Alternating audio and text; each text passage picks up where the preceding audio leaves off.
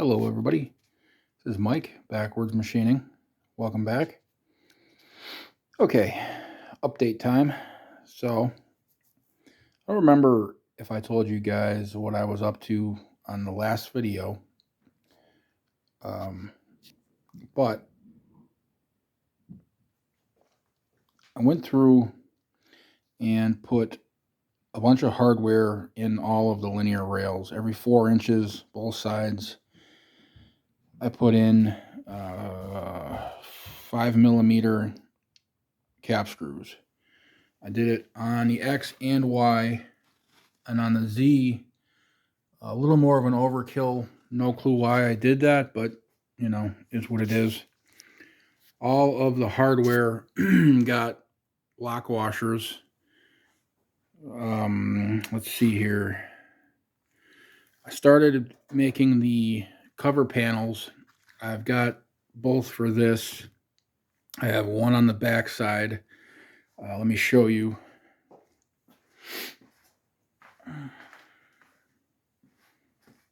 This one here.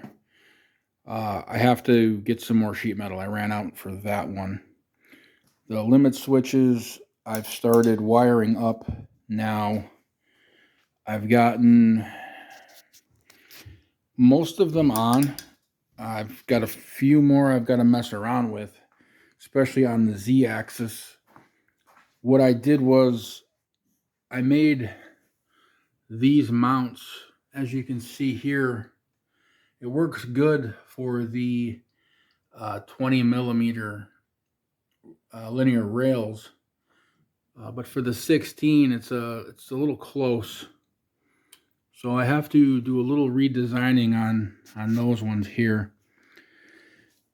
Let me think what else. It's been a while, sorry. I ordered this machine makes an absolute mess, so one of my next projects that I'm going to do is this dust shoe with a dust collection setup. All the dust, it's insane how much that this thing is spitting out. Excuse me. So let me show you some of the differences before and after. Now this one you guys saw, this was a mistake on my part. The XY, it went off the rails. So, but this was before adding the hardware. You know, looks decent. The X here is the trial in the software, and there was nothing I could do about that. I did get rid of it for the future horses. Now, this one, you can see the smoothness. Obviously, you can see the legs missing, but you can see where the legs go, and it's almost perfect the way it's carved out. Now what happened was with the legs, again, my fault, these end mills I bought, the cutter only goes down so far. After that, the body of the end mill starts to push on the wood. So it was pushing on the leg, and the leg, because it's so flimsy, it just snapped right off. So, you know, ultimately that was my fault. I wasn't paying attention, type of thing. And so this is the next one after making some adjustments. And this one, I mean, you can see his eye. It came out really, really good. Really smooth. You can see the leg muscles. Everything came out as well as, you know, you can expect. The tail, even the lines in the tail came out very good. I'll put up a picture of the other horse so you can see what I'm talking about. And then you can compare the two. But yeah, with the new hardware, making sure everything was tightened down, the machine did make a big difference as far as reliability and repeatability. Now, couple things. Uh, the way this looks is as good as it is. It really can't get much better with the tooling I'm using. These are 1/4-inch ball mills.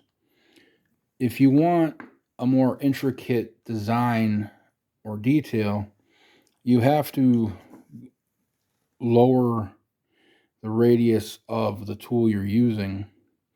Now, this just came today. I haven't even had a chance to mess around with it. But the point is, when you're roughing, you want to use a bigger tool. And this machine wasn't really designed for tool changes or, stuff like that. So what I ended up buying on Amazon was they have those metal height plates. So you could attach it to the Mach 3, have it come over, it will touch off, and you can get your Z height that way. And if you do a tool change, put in a different end mill, come over, touch off of the plate, and it'll give you your, height, and you can reset the height with a much greater accuracy, than the other way, so to speak. So it's just one of the things that I'm going to try to see how it does and how it works. I'm guessing it should be fine. We'll see. Now, I'm going to set up the router. I have a plug coming from Amazon also. The relay that's inside the box is set up. I just need the plug so I can wire the router so Mach 3 can turn the router on and off with the program. That should save me some time and hassle because, like I said before, some of these programs run for 16, 30 hours. And the last thing you want to do is have to stand here and time it where you're here at the end to shut everything off.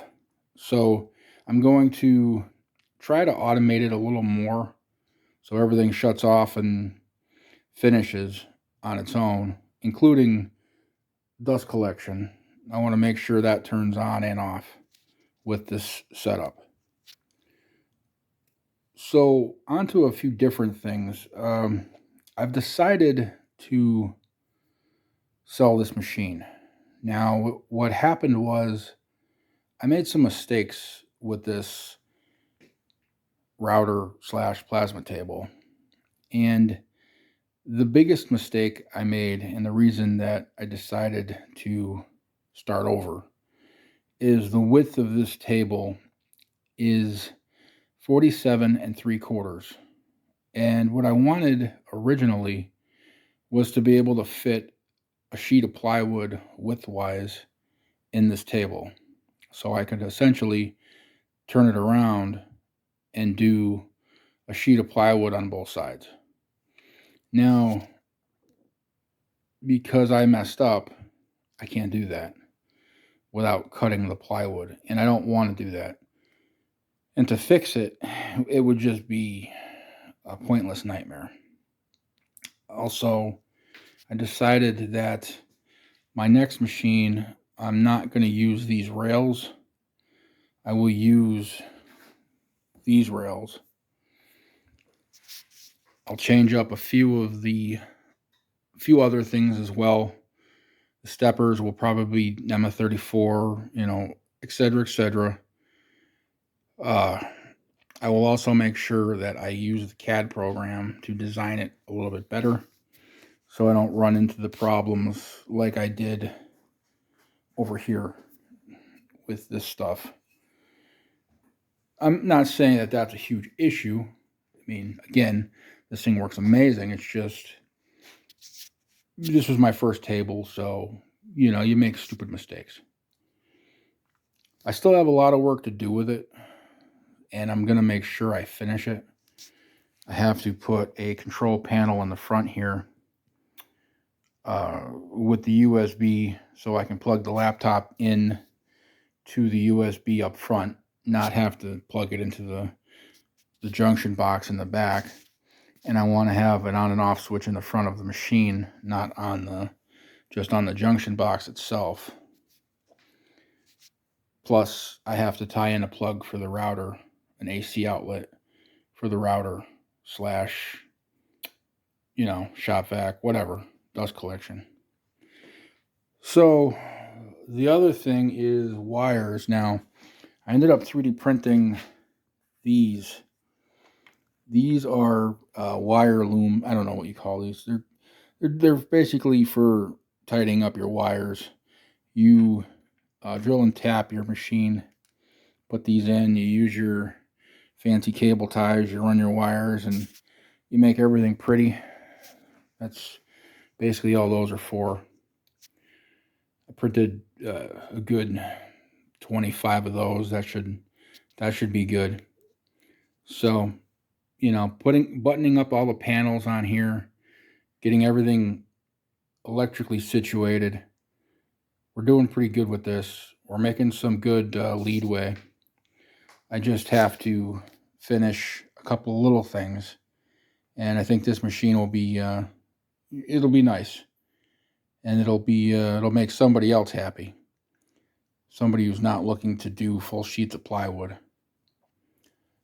Last, I got the Berryman Chem Dip for the Sportster. I'm going to be doing the carburetor probably next weekend. It's going to be a busy week for me. So I'm going to do a video on the carburetor. Eddie, I forget what the name is. He suggested it. So I thank you for that. I watched a few YouTube videos about this stuff, and people say it's amazing. So I'm actually looking forward to trying it. It even comes with a parts basket. You just put the carburetor inside the can, so it looks amazing. I can't wait to try it. But all right, guys, that was it. I hope everybody's having a good new year, and stay safe. I'll talk to you guys later. Have a good one.